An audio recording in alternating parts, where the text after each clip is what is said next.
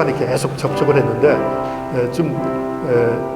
여기 남쪽은 이미 이제 80년에 전두환 정부가 서었으니까 애국에 있는 많은 반정분도 하던 사람들이 전두환 정부와 대화를 포기했는데 그래도 통일운동을 안 할 수가 없으니까 우리가 애국에 지금 많은 기독교인들이 지금 애국에 살고 있는데 당신들과 대화하고 싶다 해서 1980년부터 79년부터 계속 편지를 보냅니다.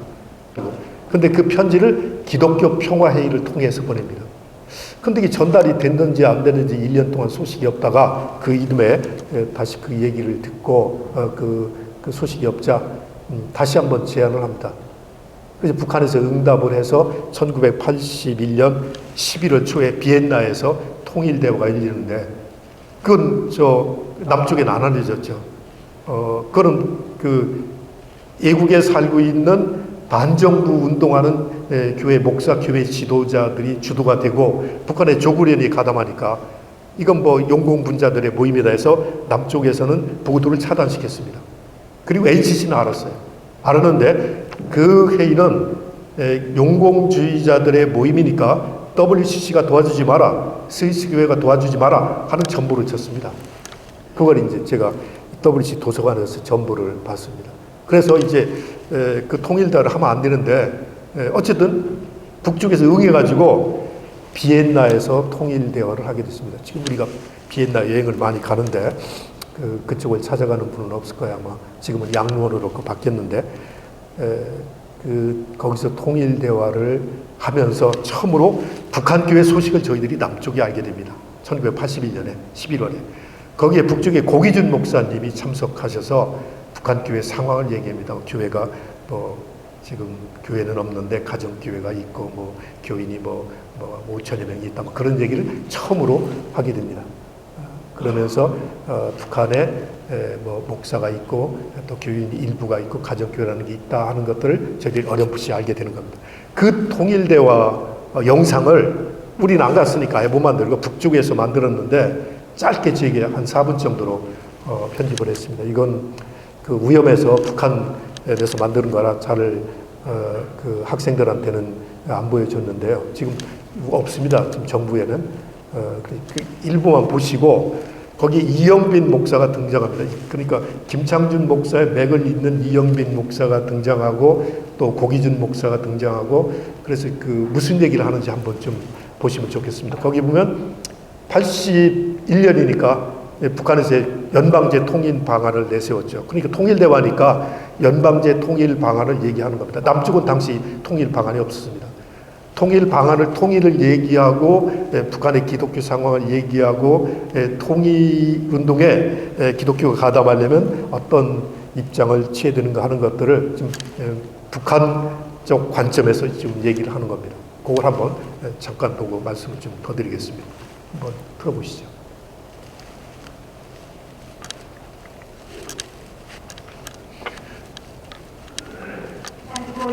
네.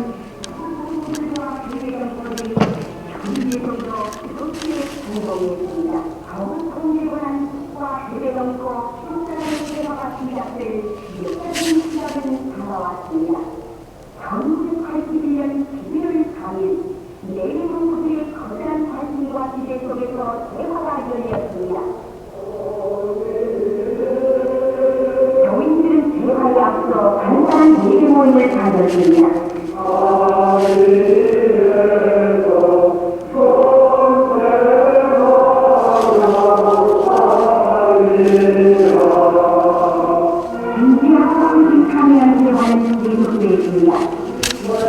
공유를 위한 기독자의 과제라는 제목으로 전국통일 세계 기독자의 표지보장 이영빈 목사가 연설했습니다.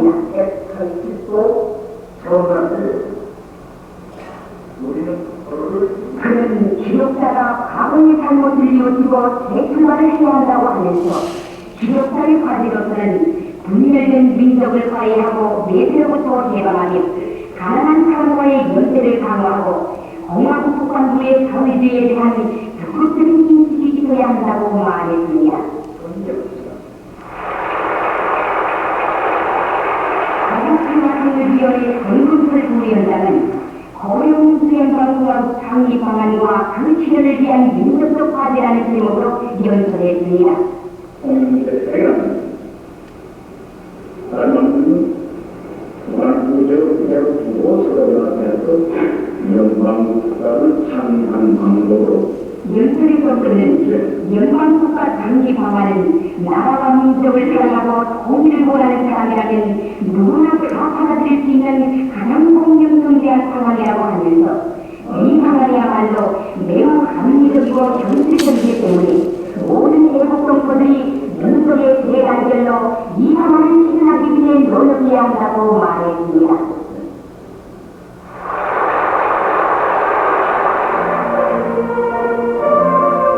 국방부에서의 기독교 상황에 대한 강연을 한 거든 기독교인의 중앙위원회 소리장 고기준 목사는 한국 역사적인 경험을 가지고 교회의 실체를 말하고 공화국 국방부의 사회주의와 기독교가 많은 공통점을 지니고 있다는 것을 각오했습니다. 그래서 작별의 시작이 다가왔습니다. 우리 민족의 통일운동 역사에 빛나는 상을 아무새기며 수호받은 정이 뜨겁고 서른한 화해의 심정이 북받쳐 누구나 그의 마음을 금치 못합니다.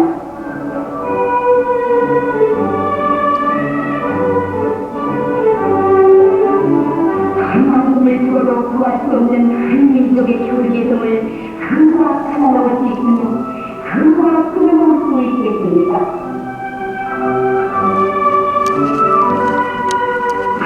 하십시오. 우리 함께 통일을 들어 나갑시다. 형제들이여, 우리 사랑을 바치시오. 목사님, 제가 몇 시까지 말씀드릴까요? 네, 네. 저 영상은 아마 처음 보실 겁니다.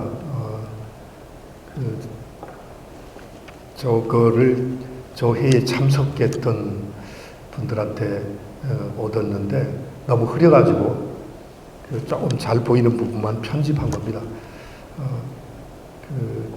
저 회의가 이제 생기니까 이 남쪽 교회가 당황한 겁니다. 아니, 지금 남쪽 교회는 북쪽하고 통일대화 이 생각이 없었는데 저렇게 외국에서 일부 한국 교회 지도자들이 망명한 분들이 북쪽하고 만나니까 이 통일의 주도권을 뺏기겠다 해서 통일대화를 한 겁니다. 근데 통일대화를 하는데 지금 전두환 정부가 남북 간의 만남을 허용하지 않으니까 WCC를 이용한 겁니다. WCC를 이용해서 1984년에 일본 그 후지산 밑에 도잔수에서 회의를 했습니다. 그리고 이제 조고리는 초청을 했는데 안 왔어요. 그러다가 86년 스위스에서 소위 글리온이라는 조그만 촌동네입니다. 거기서 처음으로 남한 이 NCC 회원교단 대표들과 북한 조국련이 86년에 통일대화를 하게 됩니다. 저거는 그 좌측 노선에서 통일운동을 해나가는 거니까 거기에 대한 맞대응으로 조금 86년에 글리온에서 이제 통일대화가 이루어지면서 남쪽 교회가 통일운동에 좀 열을 내기 시작하는 거죠. 이제 그 점에서 보면 저 대화는 통일대화의 원형이라고 얘기하는 거고, 그 남쪽 교회가 통일운동에 나서도록 좀 자극을 준 그런 운동이었다. 그 정도로 평가를 하고 있습니다. 어쨌든 저 그룹이 김창준, 이영빈으로 이어지는 그 계보를 갖고 있다는 얘기입니다. 크게 보면 세계 평화 회의 그리고 기독교 평화의 계보에도 연관되어 있는 통일운동인데 조그련이 지금 저 입장에 서 있다는 얘기입니다. 조그련이. 우리 남쪽하고는 뭐 여러 가지로 다른 게 많은데 그걸 좀 우리가 좀 알 필요 있고, 지금 뭐 교회 현황은 뭐 옛날 똑같습니다. 봉숙교회, 칠국교회가 있고 뭐 가정교회가 있다고 그러는데 그 우리 뭐 가면 뭐 가서 같이 예배도 가정교회도 보고 그러는데 지금 크게 달라진 것이 없는데, 다만 1990년대 중반 이후로 지학교회가 만들어지고 있다 하는 얘기를 많이 하고 있습니다. 저희 연구자들도 다들 믿지 않았습니다. 믿지 않았는데 1910년경부터는 많은 분들이 북한에 지하교회가 있다는 얘기를 믿기 시작했습니다.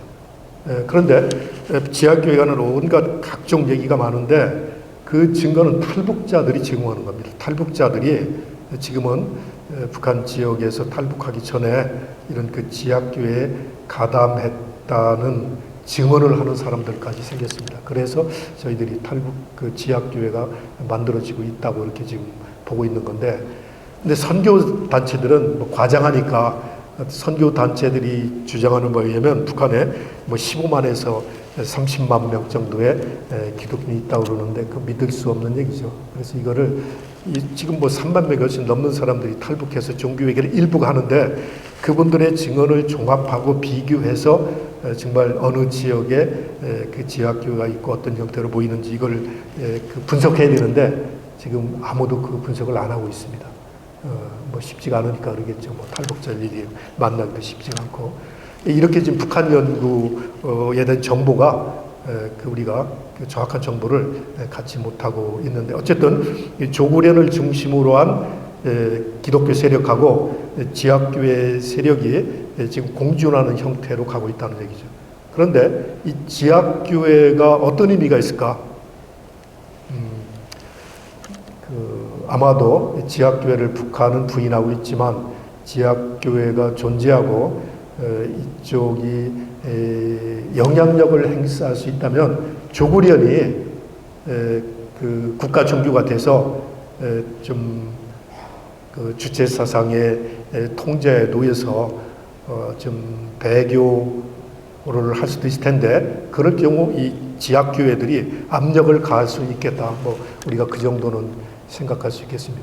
그래서 그 조국련이 올바른 신학을 갖도록 우리들이 그 자꾸 경고하고 격려하고 해야 되는데 왜 그 1991년에 우리 저 박순경 교수님이 그 동경 가서 강연했다가 감옥에 간 적이 있잖아요. 저 모건대학 대학원 초빙기수로 계시다가 저 이대 은퇴하시고 감옥에 간 적이 있는데 그 7달 동안 그 감옥에 갔다 나오신 적이 있는데 그때 그 무슨 발언을 했냐면 두 가지 발언을 했습니다. 지금 조국련이 있으니까 북한 교회 대표들 앞에 놓고 좋다. 김일성은 일제시기에 독립운동을 한 이건 사실이니까 그건 인정한다.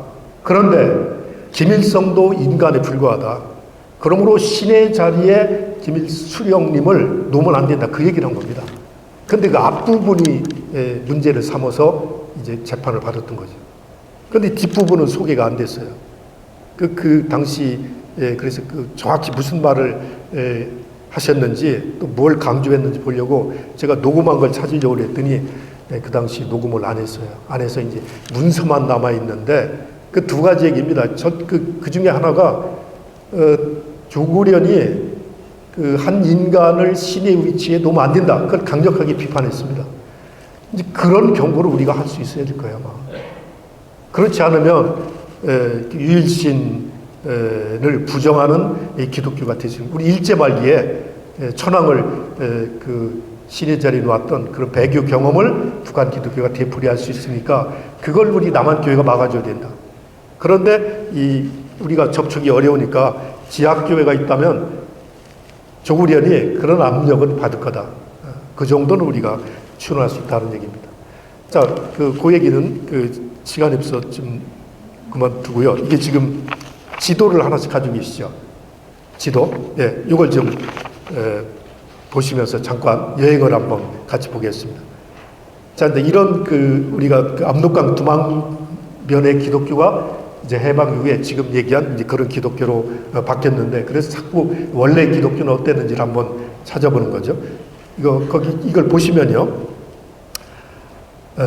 그 여행을 직접 못 가니까 이제 지도로 여행을 좀 가시는 건데 이게 제가 그 중국말과 한글이 섞여 있어서 여행 갈 때 이 지도를 복사해 주면서 우리가 어디를 가고 있다 이렇게 설명을 하는 건데요. 보통 그 서울에서 만주 지역을 가려면 5군데를 갈 수 있습니다. 연길공항도 있고 여기 그 대련공항도 있고 장춘공항도 있고 목단강 공항 등등 있는데 우리가 이 압록강 두만강을 여행할 때는 보통 저 대련공항을 많이 이용합니다. 그게 좀 비행기 값이 좀 싸고 가깝습니다.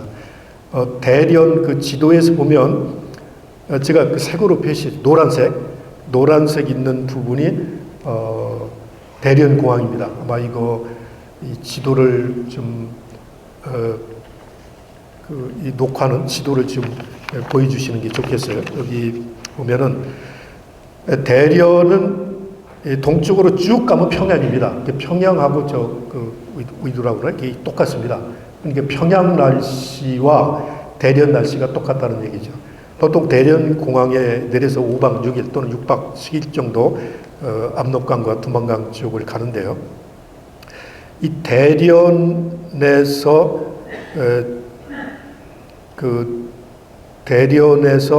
조금 더 서쪽으로 가면 여순이 있습니다. 여순. 그 안중근 선생이 그 처형당했던 감옥에 있는 거기가 이제 여순이죠. 거기 한문으로 여순구라고 돼 있죠. 리순커 이렇게 돼 있죠. 거기 대련에서 여순까지는 버스로 약 40분 정도 걸리는데 지금 그 여순에서 북쪽으로 쭉 올라가면 제가 노란색 표시한 영구가 있죠. 영구, 잉커. 여기가 중국에 와 있던 선교사들이 한국 선교를 위해서 최초로 왔던 것이 바로 영구입니다. 영구. 그리고 이 영구에 평안독도 의주 사람들이 4사람이 가서 1879년에 처음으로 세례를 받습니다. 이게 200km가 넘는 길입니다. 200km가 넘는 길을 걸어가서 처음으로 1879년에 세례를 받습니다. 그러니까 언더우드 아펜젤러는 1885년이니까 벌써 6년 전에 의주 청년 몇 사람이 4사람이 이 영구로 가서 그 영국에서 스코틀랜드 장로교 선교사로부터 세례를 받습니다. 이때부터 한국 기독교는 장로교의 포위가 됐던 거죠.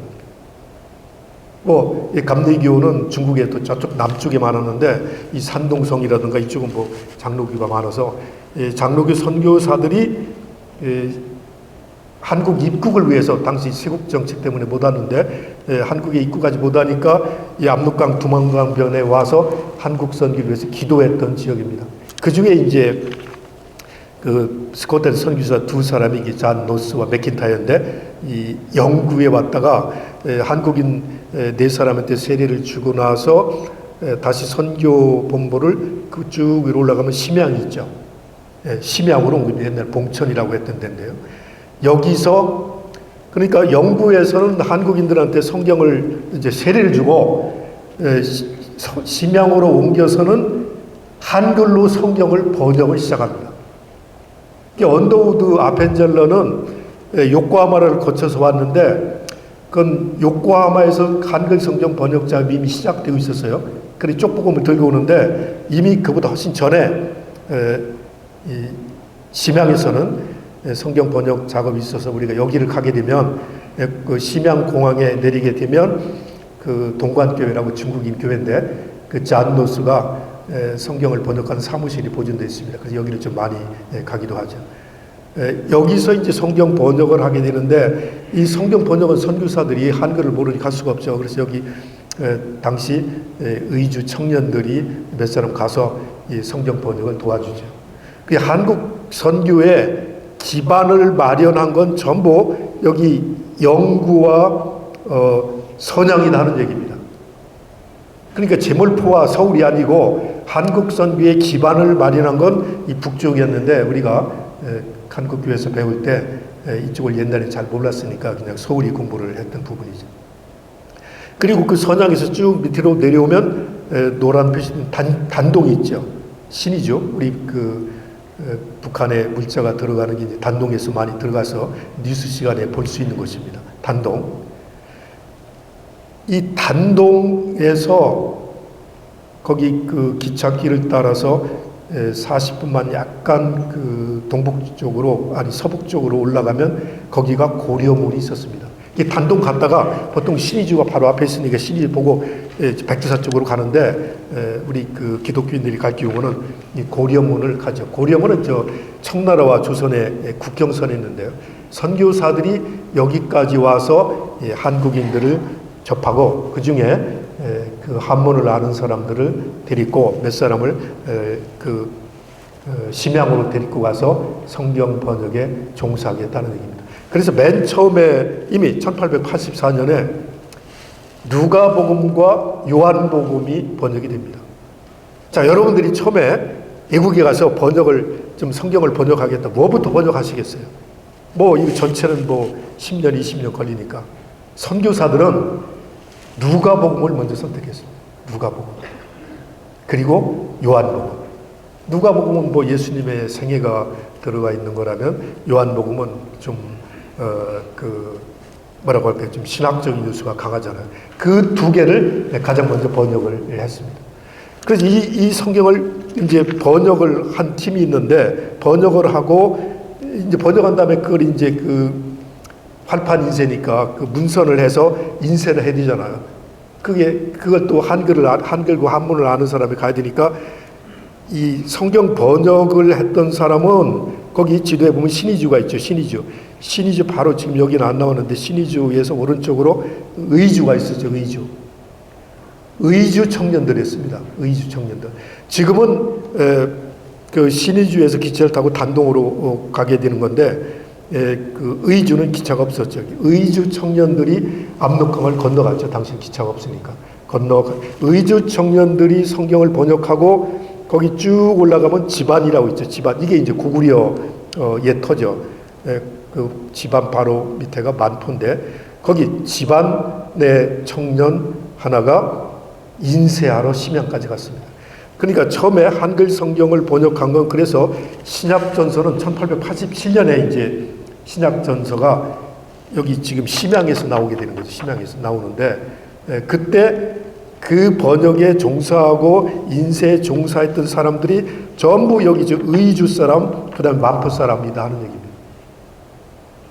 이 한국 기독교의 최초의 중요한 작업을 이쪽 지역 사람들이 하게 됐다. 그 기독교가 이제 평양으로도 오고 서울로도 왔는데 그 기독교가 조금씩 달라지면서 오늘날 해방 이후 북한 기독교는 이제 조금 크게 지금 달라진 모습을 보이는 거죠.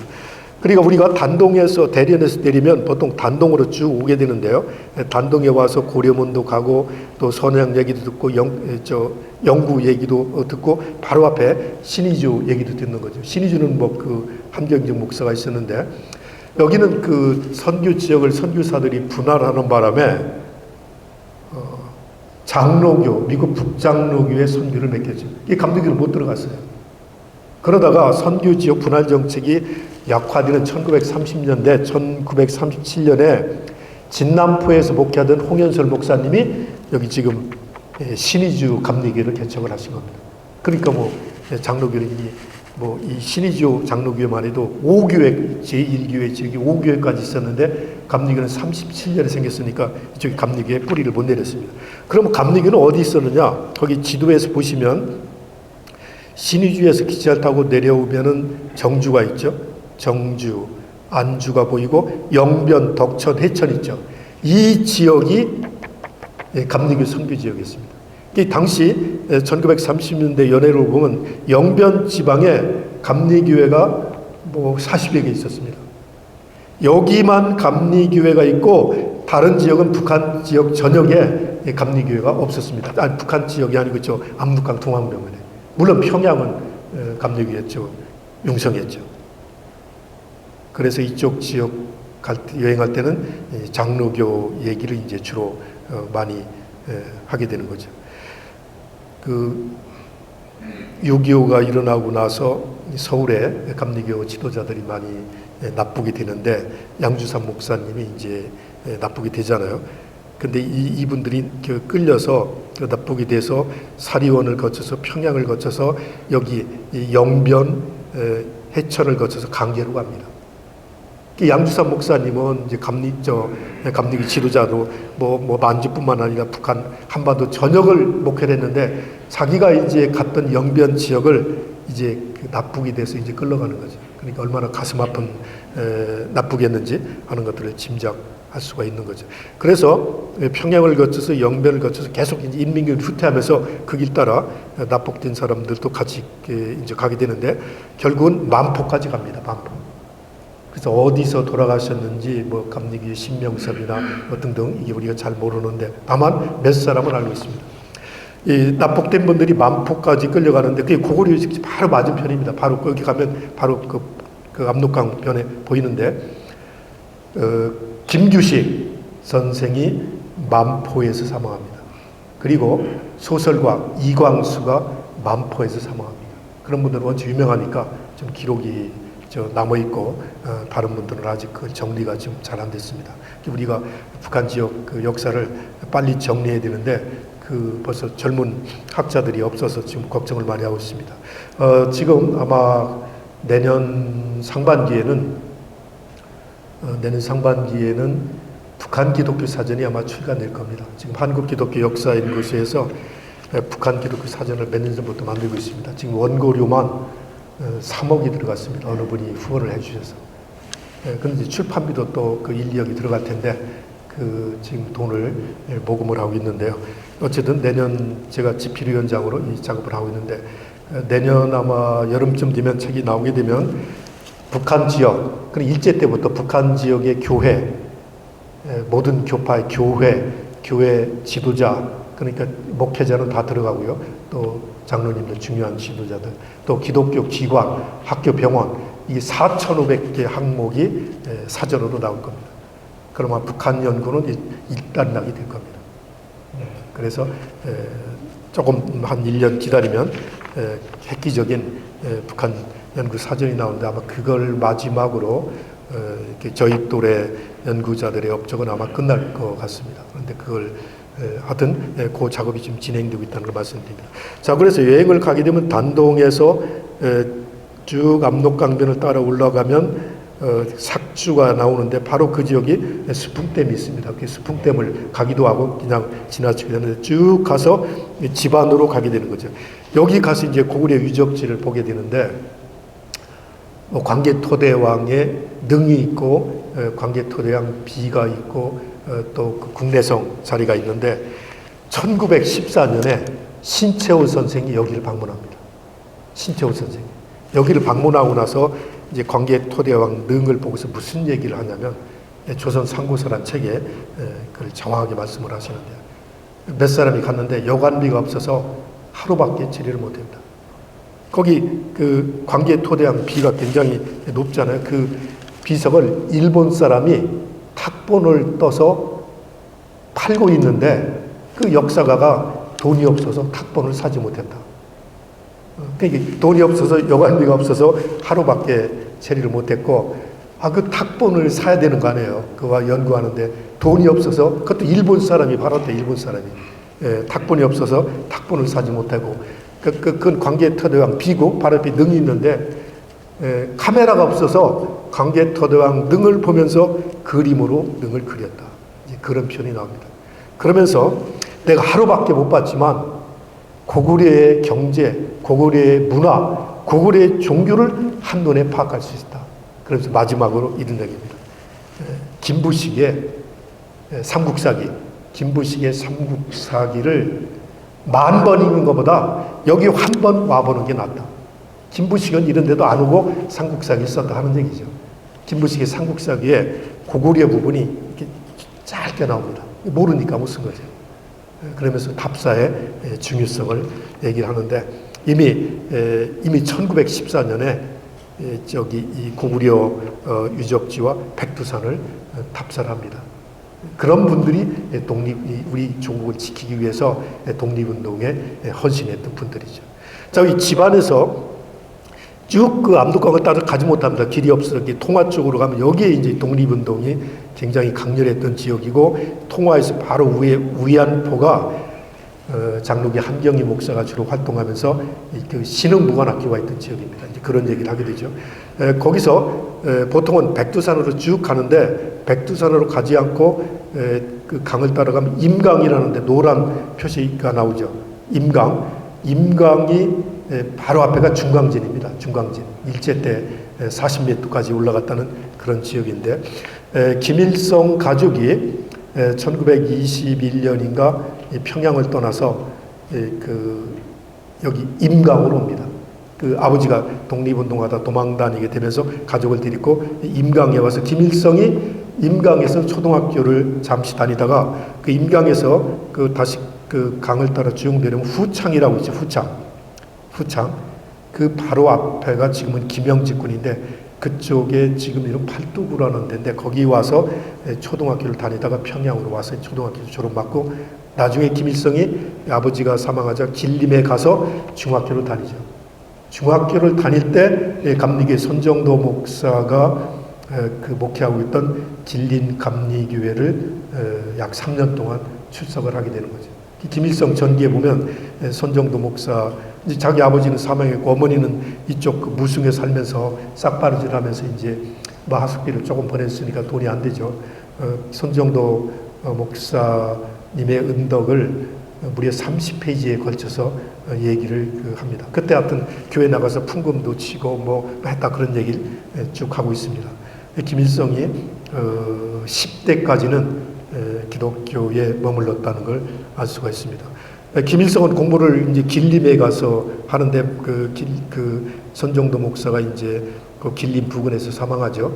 나중에 이제 병으로 사망하는데 이쪽 김일성은 이쪽 그 연길 쪽 가까이로 와서 그 항일 운동을 하는데 손정도 목사님이 사망했던 얘기를 1년 뒤에 듣습니다. 그래서 뭐 그런 얘기가 이제 그 책에 나옵니다.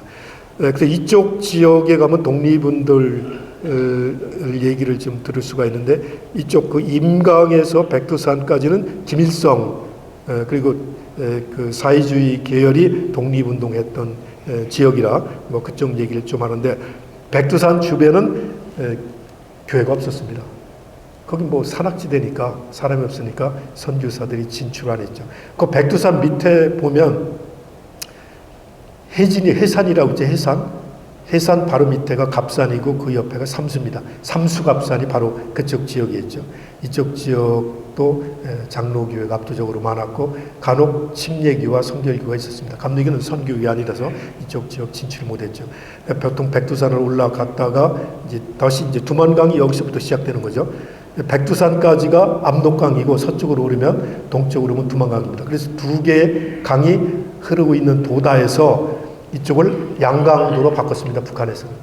자, 북한에서는 우리가 흔히 이북 5도라고 많이 하는데 그건 45년 얘기입니다. 이미 1952년에 행정구역을 개편해서 지금은 9도가 됐습니다. 9도. 5도는 40년 대기고 벌써 지금 수십 년이 흘렀는데 지금은 9도입니다. 그래서 평안북도를 잘라서 자강도를 만들었습니다.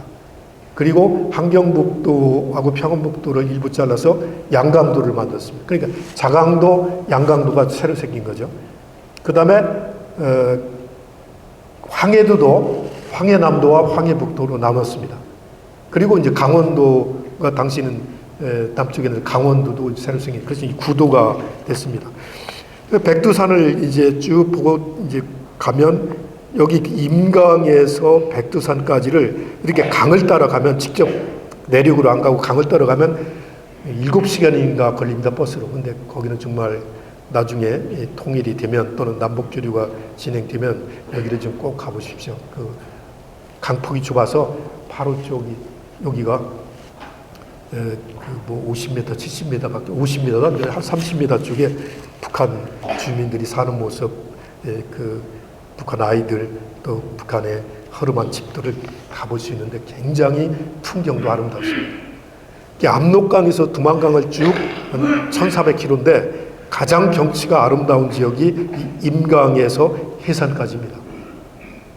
여기를 꼭 기회가 있으시면 그 백두산 갈 기회 있으시면 이쪽으로 가는 루트를 그건 뭐 특별히 그 조직해서 가야 갈 수가 있는데 좀 보시면 좋겠습니다.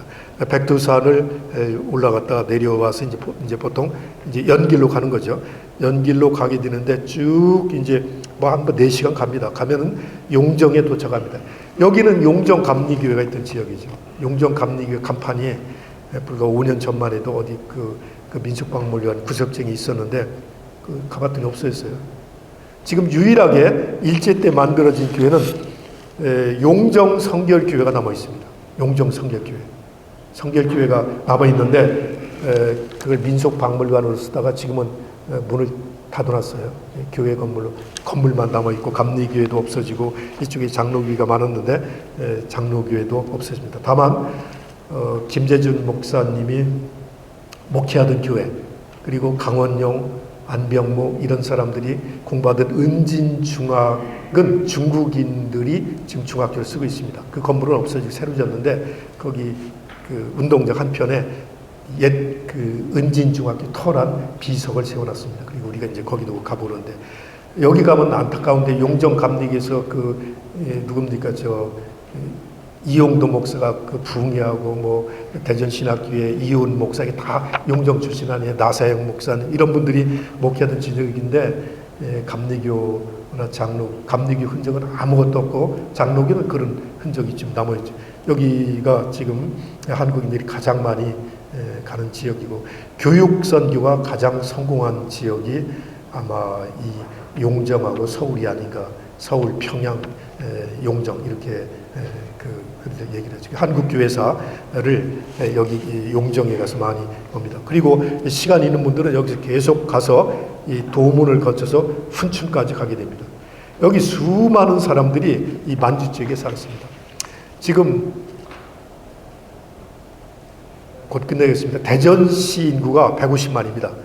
충청남도가 뭐 170만, 합하면 300만 조금 넘는데요.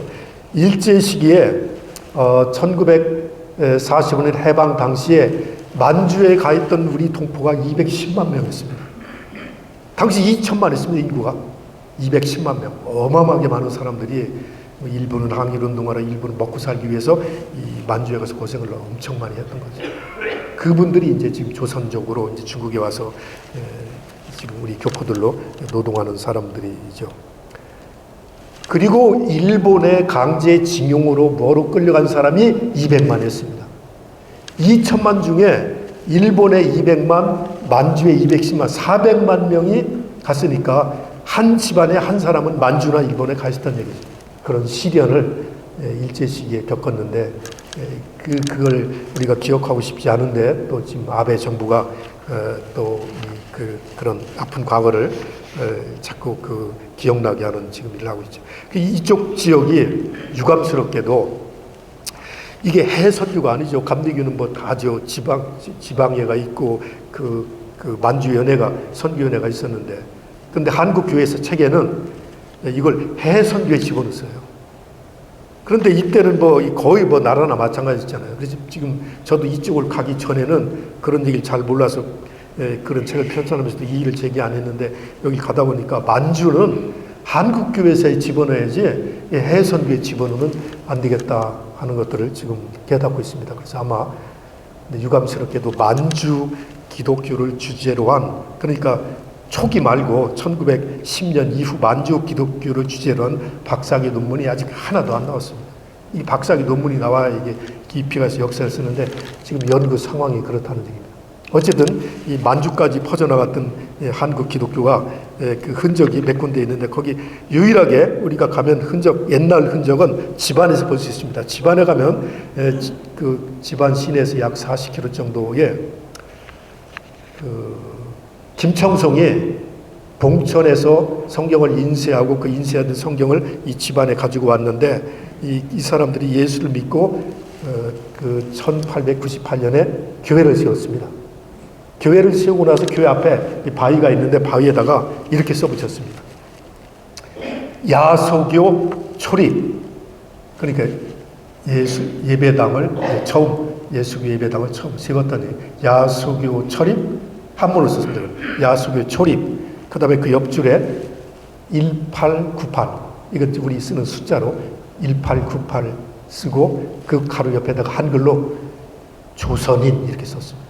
조선인.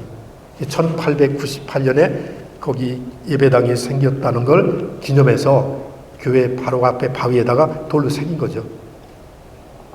야수교 초립 1898 조선인, 조선인 이렇게 썼습니다. 그걸 보고 이제 눈물이 나죠.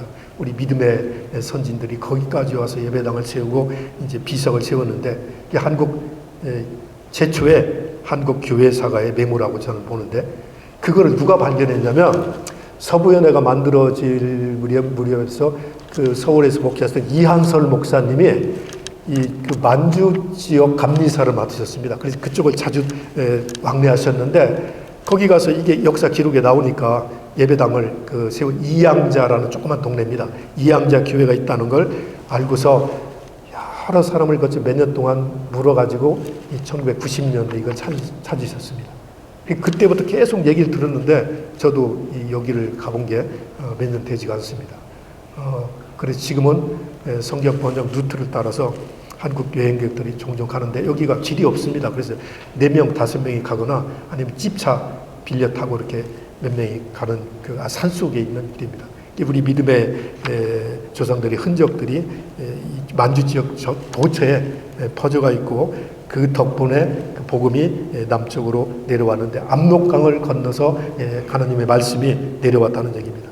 그 이때 제가 오늘 성경 그 기절을 요한복음 1장 1절을 그 말씀을 드렸는데요. 그 요한복음 1장 1절에 그 만주에서 봉천에서 심양에서 번역된 그 성경은 어떻게 되냐면 처음에 이렇게 씁니다. 지금은 태초에 이렇게 나와잖아요. 처음에 이게 이제 띄어쓰기 없이 붙여집니다. 처음에 도가 있으니 처음에 도가 있으니 옛날에 하느님이라 처음에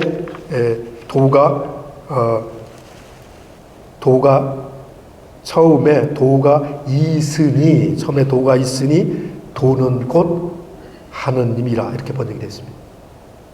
이걸 이제 의주 청년들이 번역을 했다는 거죠. 그러니까 이 지금 의주에 와 있던 선교사들은 봉천에 와 있던 선교사들은 그 독일의 루터처럼 보통 사람들이 읽을 수 있는 성경, 민중들이 읽을 수 있는 쉬운 말로 번역을 했습니다. 그래서 태초란 말 안 쓰고 처음에 도가 있으니 곧 하느님이라 그런 식으로 번역을 했죠. 그런 과거에 우리 그 조상들의 선교 흔적을 만주와 북한 지역을 중심으로 간단히 말씀을 드렸습니다. 네, 고맙습니다.